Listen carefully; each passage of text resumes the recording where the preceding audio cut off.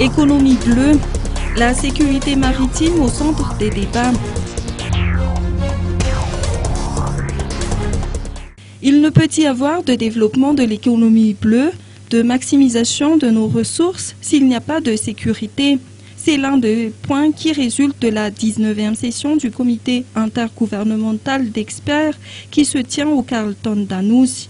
Laurent François, expert auprès de la Commission de l'Océan Indien, unité anti-piraterie basée à Seychelles, a souligné que le coût de la piraterie maritime, selon un rapport de la Banque mondiale, se chiffre à 18 milliards USD par an.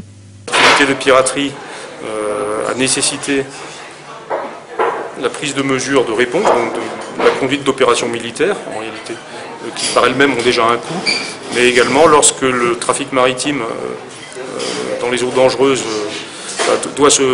lorsque les navires doivent naviguer dans des eaux dangereuses, vous savez qu'il y a des surcoûts d'assurance maritime qui sont imposés aux compagnies maritimes.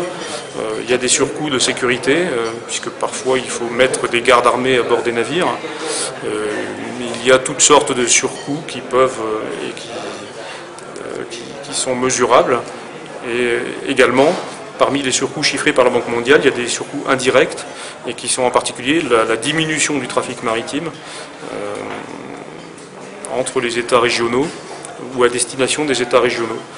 Et à partir du moment où les navires sont moins nombreux à vouloir fréquenter une zone dangereuse, forcément le coût du trafic maritime augmente, donc les importations et les exportations augmentent, et tous ces chiffres ont été mesurés ou estimés, et c'est de cette façon qu'on arrive à un total pour la Banque mondiale en 2013 de 18 milliards de dollars pour l'ensemble de l'économie mondiale. Donc je ne prétends pas que ce soit le surcoût imposé aux économies des États d'Afrique de l'Est et de l'océan Indien. Mais en tout cas, c'est le surcoût pour l'ensemble de l'économie mondiale, dont une partie a impacté les économies régionales, et en particulier celle de Madagascar.